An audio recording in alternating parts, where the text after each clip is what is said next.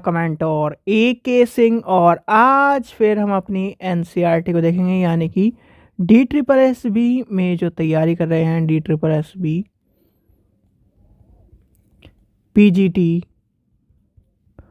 Political science की, उसमें हम क्या देख रहे हैं, एनसीईआरटी। और एनसीईआरटी में आज क्या है, हमारा 6 चैप्टर है, यानी कि क्लास 11th की एनसीईआरटी देख रहे हैं, उसका हमारा 6 चैप्टर है जो कि आपका नागरिकता के ऊपर है। और नागरिकता के ऊपर पॉलिटिकल साइंस में क्वेश्चन आना ही आना है, यानी कि आपसे क्या पूछा जाता है कि इस तरह से क्वेश्चन पूछा जाता है कि हमारे यहाँ कैसी नागरिकता है। तो हमारे यहाँ एकल नागरिकता है, यानी कि अमेरिका की तरह नहीं कि स्टेट में नागरिकता ले हो फिर पूरे देश की नागरिकता, यानी कि दोहरी नागरिकता नहीं है हमारे यहाँ। दूसरा, हमारे यहाँ ये कहा गया है अगर आपको क्या है किसी और जगह की नागरिकता लेनी है तो यहाँ की नागरिकता छोड़नी पड़ेगी। और नागरिकता के अनुसार क्या बताया गया है, नागरिकता कौन से कानून में बताइए, यानी आर्टिकल कौन से बताए गए हैं, यानी कि 5 से लेकर 11 तक आपको नागरिकता के बारे में बताए गए हैं।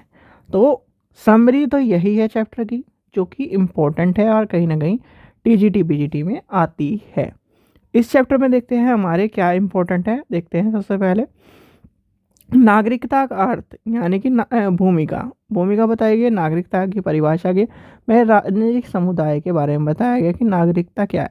यानी कि जैसे कि मान के चलिए आप इंडिया के यानी कि इंडिया में रह रहे हैं या कहीं और रह रहे हैं, तो वहाँ की जो नागरिक होगी, यानी कि आप क्या है वहाँ के नागरिक हैं। और नागरिकता ऐसे ही नहीं मिलती, हर जगह का अलग अलग कानून है। बहुत से देशों का ऐसा कानून है जो क्या है एक वंशावली के अनुसार ही नागरिकता मिलेगी। ठीक है, जैसे कि आप क्या है दुबई या इस तरह के कंट्री का देखिए, तो वहाँ पर क्या है कि नागरिकता ऐसे नहीं है कि आप का या जन्म हो गया या फिर इस तरह से हो गया तो वहाँ की नागरिकता मिल गई, नहीं। वहाँ की नागरिकता अलग ही तरह से चलती है। अपने इंडिया में क्या है जो नागरिकता है वो अलग अलग वे में कही गई। जैसे कि मान के चलिए सबसे पहले जब आर्टिकल 5 की बात करते हैं तो आर्टिकल 5 में क्या कहता है, यानी उनका जिसका जन्म भारत में हुआ, उसके माता पिता जिसका जन्म भारत में हुआ है उसमें से 5 वर्ष तक निवास किया हो, तो ये कहीं ना कहीं 5वां आर्टिकल कहता है। तो कहीं ना कहीं इसी तरह से जैसे 6ठा आर्टिकल कहता है, तो ये कहीं ना कहीं आपको बताता है। 6ठा आर्टिकल क्या कहता है, आर्टिकल 6ठा कहता है पाकिस्तान से भारत को प्रवास करने वाले व्यक्ति संविधान के प्रारंभ की तारीख इस देश में नागरिक समझे जाएंगे। वह या फिर उसके माता पिता को कोई में जन्म हो। और उसके बाद एक पॉइंट आता है 48 के से पहले भारत में चले आए हो, तो कहीं ना कहीं इस तरह से नागरिकता के आपके कानून बताए गए हैं। और नागरिकता में यही क्वेश्चन पूछे जाते हैं।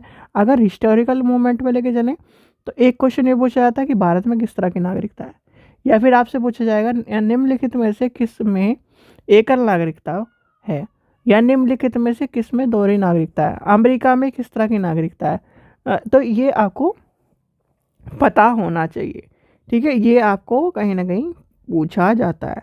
नागरिकता का मतलब क्या है, नागरिक मतलब किसी भी यानी कि जैसे आपका मान के चलिए आप इंडिया के हो, तो इंडिया में क्या हो, आप इंडिया के नागरिक हो।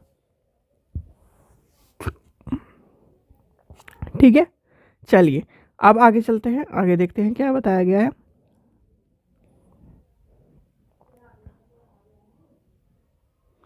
देखिए ये संघर्ष वाला जो क्वेश्चन था ये मैंने इसलिए इम्पोर्टेंट नहीं लगाया आपके लिए, जैसे ये यूरोपीय देशों में ऐसे ऐसे संघर्ष हुए हैं, उनमें से कुछ हिंसा संघर्ष, जैसे कि 1789 में फ्रांसीसी क्रांति।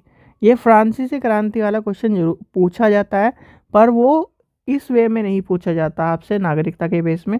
आपसे पूछा जाता है फ्रांसीसी क्रांति कब हुई, यानी कि सीधे क्वेश्चन डायरेक्ट आता है फ्रांसीसी क्रांति कब हुई। तो ये क्वेश्चन भी आपको पता होना चाहिए। ये तो जब हम क्या है मल्टीपल चॉइस क्वेश्चन करेंगे तब भी आपको समझ में आ जाएंगे। फिर आता है एक क्वेश्चन आता है, यानी कि यहाँ से थोड़ा सा आगे चलते हैं। 1919 में 1990 के दशक के आरंभ तक जारी रहे कहीं ना कहीं ये अल्पसंख्यक वाले जो कंबाइंड कानून है वो पर इसमें ये क्वेश्चन पूछा जा सकता है कि आपका संघर्ष ये, और वो भी आपको मैंने बता दिया किस तरह से। चलिए आगे चलते हैं। देखिए 17वीं से 20वीं सदी के बीच यूरोप के गोरे लोगों ने दक्षिण अफ्रीका के लोगों पर अपना शासन कायम रखा। 1900 यानी 1994 में के तक दक्षिण अफ्रीका में अपनाई गई नीतियों के बारे में नीचे दिया गया है। नीचे क्या दिया गया? श्वेत लोगों का मत था कि चुनाव लड़ने और सरकार को चुनने का अधिकार उनके पास था। वह संपत्ति खरीद और देश में कहीं भी आने जाने के लिए स्वतंत्र थे। काले लोगों को ऐसे अधिकार नहीं थे और काले लोगों गोरे लोगों की पृथक यानी कि एक तरह से गुलाम के तौर पर काम करते थे। ठीक है, काले लोगों को अपने पड़ोस के गोरे लोगों के यानी कि बस्ती में काम करने के लिए पास लाने पड़ते थे। और इस तरह से कहीं ना कहीं श्वेत और कहीं ना कहीं जो आपने देखा होगा श्वेत वाला और ये भेदभाव वाला जो कॉन्सेप्ट है, जो कहीं ना कहीं हमने पहले पढ़ रखा है, वही कॉन्सेप्ट एक तरह से नागरिकता में आया है। जैसे कि अभी नानसेन मंडेला जी का हमने वो पढ़ा था, तो उन्होंने क्या किया है, उन्होंने बहुत संघर्ष किया अपने लोगों के लिए। आप जो छठी अनुसूची है हमारी, छठी अनुसूची में किस किस का नाम है? असम का नाम है, मेघालय का नाम है। तो इसमें यानी कि इसमें कहीं ना कहीं किस लिए क्या है ये, यानी कि वहाँ पर भी जनसंख्या और कहीं ना कहीं ट्राइब्स के लिए एक तरह से कार्य के लिए वो छठी अनुसूची में डाला गया है। तो ये भी आपको पता होना चाहिए। फिर आता है संपूर्ण और समान सदस्यता।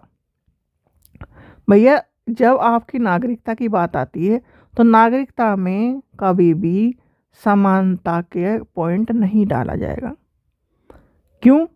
क्योंकि अगर आप इस देश के हो यानी कि इस देश के निवासी हो, जैसे हम क्या कहते हैं, जैसे कि आप हो, आपके माता पिता, आप उनके दादा दादी, मतलब आपके दादा दादी, उनके दादा दादी, तो यानी कि कई पीढ़ी आपकी यहीं से यहीं पे रहती आई है, तो क्या है, आप हो नागरिक। यानी कि आपको और आपके पड़ोसी में भी यही यानी कि इस तरह की एक तरह से इक्वेलिटी है, तो कहीं ना कहीं वो समान है।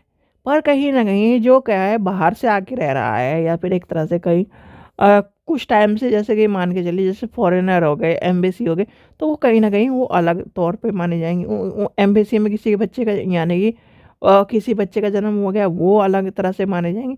तो ये कहीं ना कहीं नागरिकता का जो कॉन्सेप्ट है, नागरिकता का कॉन्सेप्ट हर व्यक्ति के लिए हर यानी कि हर एक तरह से हर दिशा में अलग अलग तय होता है। जैसे कि नागरिकता, आपका क्वेश्चन में क्या है, सबसे पहले पूछा जाएगा नागरिकता के कानून कहाँ से कहाँ तक है, यानी 9 से 11। फिर आपसे पूछा जाता है भारत में नागरिकता किस तरह की, एकल नागरिकता, दोहरी नागरिकता। अब दोहरी नागरिकता क्या होती है? जैसे कि मान के चलिए कोई है उत्तर प्रदेश का, कोई है एमपी का, कोई है राजस्थान का, कोई है बिहार का। तो दोहरी नागरिकता क्या होगी? अब हमें यहाँ की भी नागरिकता लेनी है, फिर पूरे इंडिया की भी नागरिकता लेनी है, वो होगी दोहरी नागरिकता। पर हमारे यहाँ क्या है, एकल नागरिकता है, यानी कि एक नागरिकता की बात कही गई है। तो ये आपको पता होना चाहिए। चलिए आपको मैं बताऊंगा सारे के सारे को, आपको बता दूंगा अनुच्छेद 5, 6, 7, 8, 9 क्या कहे गए हैं। चलिए आगे चलते हैं इसमें। तो यानी कि इसमें क्या कहा गया, एक तरह से इस चीज़ के बारे में बताया गया है। फिर आता है 1950 का दशक, यानी कि 1950 के दशक में संयुक्त राष्ट्र अमेरिका में दक्षिणी राज्यों में काले और गोरे की आबादी के बीच क्या हुआ, जिसमें आपने ये देखा होगा बराक ओबामा। तो जो बराक ओबामा जी थे वो क्या है, एक तरह से ब्लैक के तौर पर जाने जाते थे, और वही कहीं ना कहीं एक तरह से काले और गोरे की जो कॉन्सेप्ट था वो मिटाते हुए उन्होंने चुनाव लड़ा था और कहीं ना कहीं जीते भी थे। तो यही कहीं ना कहीं आपके लिए, फिर इनके साथ जैसे आपने देखा होगा कि पुराने टाइम में आपने देखा होगा क्या कहा जाता था, जैसे एक बार टाटा जी के साथ किया गया था कि क्या नाम कि Indians and dogs are not allowed in किस में, होटल्स में। तो वो भी क्या है, नागरिकों के आधार पर, यानी कि कि ये नागरिक तो ये जा सकता है और ये नागरिक क्या है, नहीं जा सकता। वो भेदभाव वाला कॉन्सेप्ट है।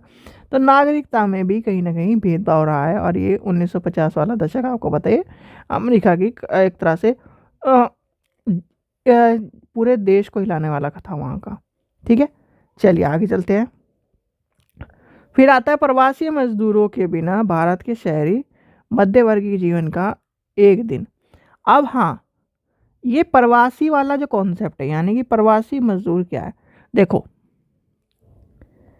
यूपी का बच्चा, ठीक है, यूपी का बच्चा जिसने क्या कर रखा है, आईटीआई का रखा है, आईटीआई इलेक्ट्रॉनिक इंजीनियर है वो, यानी कि इंजीनियरिंग कहेंगे भैया। तो वो क्या कर रहा है, एमपी में जाकर काम कर रहा है। ठीक है, यानी कि वो क्या हो गया, प्रवासी हो गया। ठीक है, अब क्या कर रहा है, यानी कि जैसे मान के चलिए आप अपना होम टाउन को छोड़कर अपने दूसरी जगह में जाकर काम कर रहे हो, तो वो क्या हो गया, प्रवासी हो गया। अब क्या है, जैसे मान के चलिए केवीएस में आपकी भर्ती होती है, या DSSS में आप तैयारी कर रहे हो। बहुत सारे बच्चे राजस्थान के हैं, बहुत सारे बच्चे एमपी के हैं, तो क्या कर रहे हैं, टीचिंग करने आते हैं, तो वो क्या है, प्रवासी हो गए। तो ये कहीं ना कहीं प्रवासी वाला कॉन्सेप्ट भी नागरिकता का एक ये मेजर कॉन्सेप्ट है। पर प्रवासी जो कॉन्सेप्ट है वो नागरिकता को हमारे यहाँ भारत में एक तरह से प्रभावित नहीं करता। वो किसको करता है, संसाधनों को, और कहीं ना कहीं जनसंख्या को। मान के चलिए जैसे दिल्ली में लोग बाग बढ़ते जा रहे हैं, बढ़ते जा रहे हैं, क्यों, क्योंकि यहाँ पर संसाधन है, कहीं ना कहीं नौकरियाँ ज़्यादा है। आपने नोएडा में भी देखा है। अब क्या है, जैसे मेरठ में हो गया, रैपिड आ गई, तो मेरठ में भी कहीं ना कहीं कहा जा रहा है कि जनसंख्या बढ़ने के चांस है। इधर गाजियाबाद की तरफ भी है।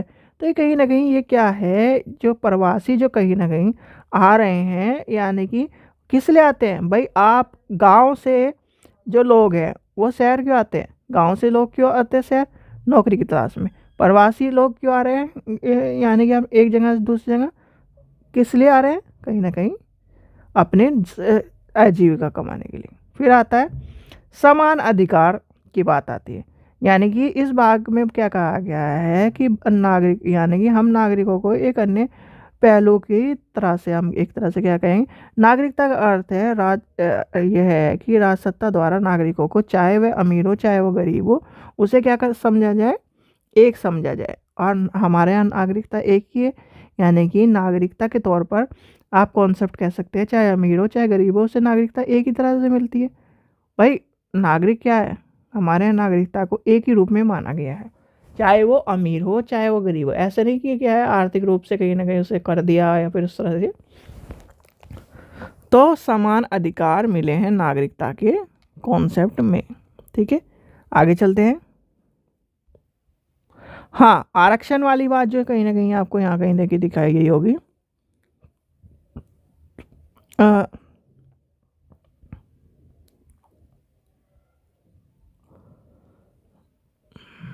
इसमें दिख नहीं रही। तो आरक्षण वाली बात मैंने आपको बता दी, छठी अनुसूची वाली जो थी, तो वो है यानी कि नागरिकता, समानता और अधिकार, यानी कि नागरिकता कानून, यानी कि नागरिकता एक महज कानून अवधारणा नहीं है, इसका समान और अधिकार के व्यापक उद्देश्य में घनिष्ठ संबंध रहा है। इसका संबंध एक तरह से सर्व संबंध सूत्रीकरण अंग्रेजी समाजशास्त्र, यानी कि इसने बताया। और इसमें कहीं ना कहीं एक पुस्तक पूछी जा सकती है आपसे, नागरिकता,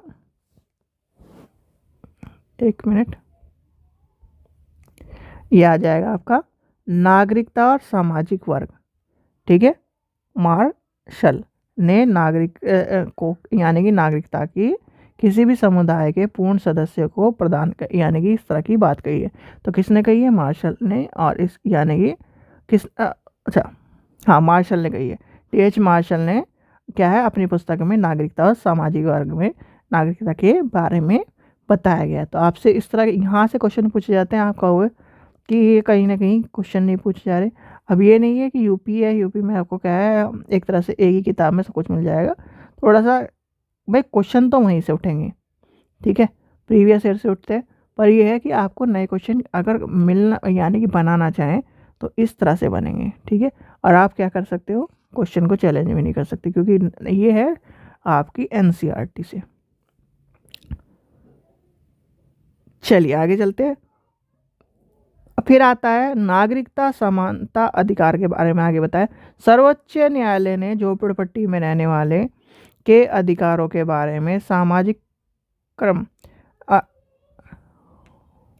अब इसमें क्या हुआ, यानी कि सर्वोच्च न्यायालय के में मुंबई ने क्या कहा, मुंबई की झोपड़ी के बारे में एक तरह से याचिका जनित याचिका थी, और उसमें क्या है 1985 में एक महत्वपूर्ण फैसला दिया। याचिका में कार्यस्थित निकट रहने वाले वैकल्पिक जगह उपलब्ध नहीं होने के कारण फुटपाथ और झोपड़ियों में रहने वाले अधिकारों का दावा किया।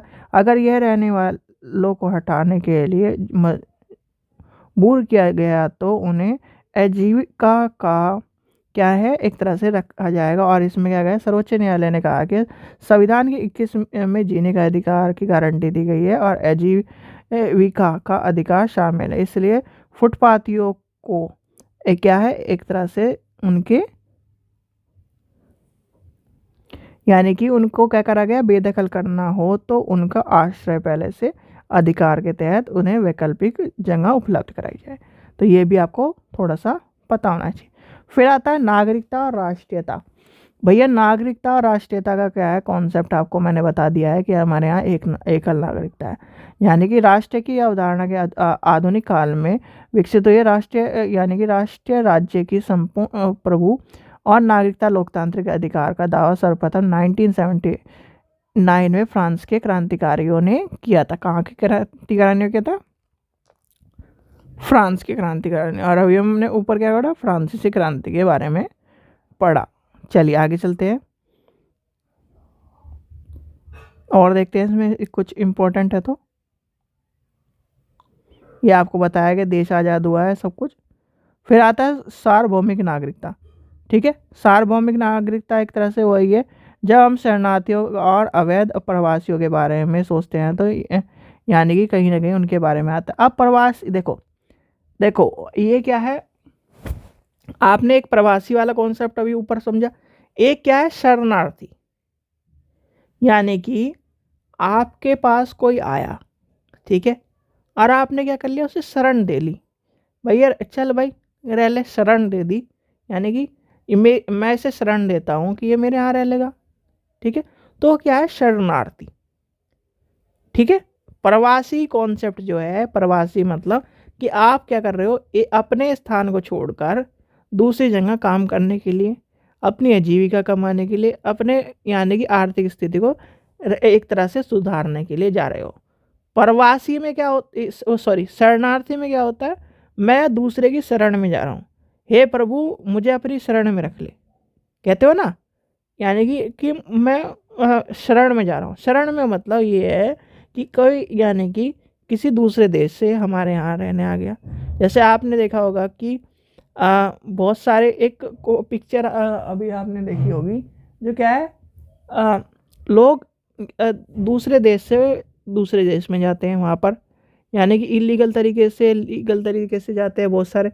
तो क्या है यानी कि जो इलीगल तरीके से जा रहा है एक तरह से वो, या फिर आपने देखा होगा कि बॉर्डर पार करके जा रहे हैं बहुत सारे, तो कहीं ना कहीं वो शरणार्थी के तौर पर शरण वाली जो चीज़ है, यानी कि हम शरण में ले रहे हैं एक तरह से एक व्यक्ति को, क्या है यहाँ पर आके रह लो। पर वो जो कॉन्सेप्ट है शरणार्थी वाला कहीं ना कहीं एक तरह से कॉन्सेप्ट गवर्नमेंट ने भी सही नहीं माना है। क्यों सही नहीं माना है, क्योंकि वो कर रहा है, जैसे कि आप ये मान के चलिए आपको एक बेड है, ठीक है, एग्जाम्पल के तौर पर एक बेड है, ठीक है, ये कॉन्सेप्ट वाइज जब आप समझोगे तब देखिए ये बेड है, अब इस पे मुश्किल से 10 आदमी खड़े हो सकते हैं। मैंने कहा जी 100 आदमी खड़े करो यहाँ, यानी कि 100 आदमी खड़े करो, तो ये क्या होगा, टूट जाएगा। वैसे ही कहा जा रहा है कि एक थ्योरी आई है कि जहाँ पर यानी कि धरती के जिस हिस्से में ज़्यादा पॉपुलेशन हो रही है, ज़्यादा चीज़ें हो रही हैं, तो वहाँ पर कहीं ना कहीं एक तरह से दबाव भी उत्पन्न हो रहा है, और कहीं ना कहीं इस तरह से वहाँ के संसाधनों का भी क्या हो रहा है, ख़त्म हो रहे हैं। जैसे कि आपने देखा होगा कि ये उदाहरण दिया गया है, बांग्लादेश लोग आते हैं, बांग्लादेश से शरणार्थी के तौर पर आते हैं, इधर से कहीं ना कहीं बर्म से, या फिर इस तरह से कॉन्सेप्ट जो आपने कहीं ना कहीं कॉन्सेप्ट पढ़ा है, वही एनआरसी वाला, तो वही कॉन्सेप्ट ये बताया गया है। अब आता है विश्व नागरिकता। विश्व नागरिकता में क्या है, 2004 में दक्षिण एशिया के कई देशों पर कैर कैर बरपाने वाले सुनामी से पीड़ित लोगों के लिए सहानुभूति और सहायता क्या करा गया, फुट क्या है, एक तरह से फूट पड़ी। और आगे क्या है, अंतर यानी कि आज अंतर्राष्ट्रीय तंत्र में ताना बाना आतंकवादियों को जोड़ने के में मदद करते हैं। विभिन्न देशों में ब्लड फ्लू के प्रवास और इंसानों की, अब देखिए प्रवासियों में जैसे कि आपने देखा होगा कि कहीं ना कहीं बहुत ऐसे भी देश है जहाँ पर हर टाइम लड़ाई चलती रहती है, तो वहाँ लोग रहना ही नहीं चाहते, वहाँ पर भुखमरी है, तो वहाँ से क्या है कर रहे हैं, वहाँ से पलायन कर रहे हैं। तो पलायन देखो, नागरिक एक तरह से प्रवासी, शरणार्थी, पलायन। तो पलायन का जब कॉन्सेप्ट आएगा सोशोलॉजी में, और क्या नाम एक तरह से हम पढ़ते हैं, पलायन क्यों होता है, पलायन क्या होता है, यानी कि पलायन आपका, जैसे मान लीजिए आपने गांव से शहर में पलायन कर दिया, क्या है, पलायन कर दिया। क्यों, क्योंकि आपकी गांव में स्थिति यानी आजीविका कमाने के लिए चीज़ें नहीं थी, यानी कि रियली आप क्या हो, गांव, यानी कि आप एक्स स्थान के हो, वाई स्थान पे आ गए, तो क्या है वो भी आपको पता होना चाहिए। ठीक है, चलिए ये था आपका चैप्टर। अब आते हैं सारे के सारे हमें जो कॉन्सेप्ट पढ़ने हैं, यानी कि आर्टिकल 5। ठीक है, अनुच्छेद 5 क्या कहता है, आपको बता दिया था, संविधान की प्रारंभिक तारीख से प्रत्येक व्यक्ति इस देश का नागरिक समझा जाए जिसका भारत यानी कि भारत के राज्य के अधिवास है। ठीक है, आर्टिकल 6 क्या कहता है आपका, ठीक है, आर्टिकल 6 कहता है पाकिस्तान से भारत में प्रवास करने वाले व्यक्ति संविधान के प्रारंभिक तारीख से ये होना चाहिए। फिर आता है आर्टिकल 7 कहता है भारत के यानी कि भारत से पाकिस्तान में प्रव्रजन करने वाले व्यक्ति 1 मार्च 1974 के बाद की बात कहता है। आर्टिकल 8 कहता है भारतीय मूल यानी भारतीय मूल्य के जो होते हैं, भारतीय मूल का व्यक्ति यदि भारत से बाहर निवास करता है तो वह भारत का यानी कि भारत की नागरिकता प्राप्त कर सकेगा। अब आता है एक आता है कॉन्सेप्ट फॉरेनर वाला, आइए उसके ऊपर भी एक लेके चलेंगे। फिर आता है आर्टिकल क्या है 9, यदि कोई व्यक्ति स्वेच्छा से किसी देश की राष्ट्रीय नागरिकता ग्रहण कर लेता है तो वह भारत की नागरिकता समाप्त हो जाएगी, यानी कि क्या कहता है, एकल नागरिकता कॉन्सेप्ट कह रहा है। और ऐसा नहीं है कि आप यहाँ की भी नागरिकता ले रखो, वहाँ की भी नागरिकता।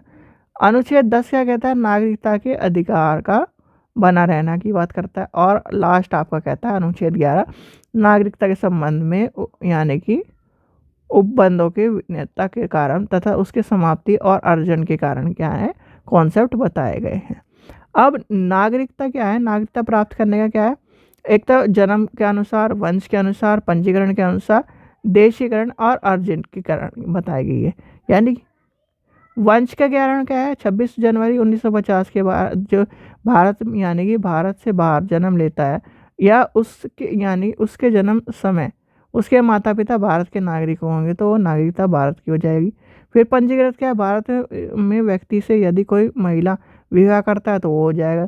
देशीकरण क्या होगा, यदि कोई देशीकरण में एक तरह से सक्षम शक्ति अपने बारे में सोचने की क्षमता, पागल ना हो, भारत के संविधान और यानी कि राष्ट्रीय ध्वज, राष्ट्रीय गान का सम्मान करता हो, भारतीय भाषाओं में एक जानता हो, किसी देश का वह हो यानी कि सॉरी जिस देश का वह हो उस देश के नागरिकता लागू हो चुकी हो और उससे क्या है उस देश की यानी कि वह कम से कम 12 वर्ष तक भारत में निवास किया हो। अर्जित क्या है, अर्जित क्षेत्र में क्या है, यदि किसी नए भूभाग को भारत क्या कर लेता है, शामिल कर लेता है। और शामिल कौन से आर्टिकल में होता है, 3 में होता है, 4 में होता है, बताओ 2 में होता है, तो वो क्या है, वो भी एक तरह से नागरिकता के तौर पर आएगी। तो ये था कॉन्सेप्ट आपका आज का चैप्टर का, जो कहीं ना कहीं आपको पता होना चाहिए। ठीक है बच्चों, आशा करता हूँ आपको वीडियो पसंद आई होगी। वीडियो पसंद आए तो लाइक करें, चैनल को सब्सक्राइब करें, वीडियो को ज़्यादा से शेयर करें। Thank you.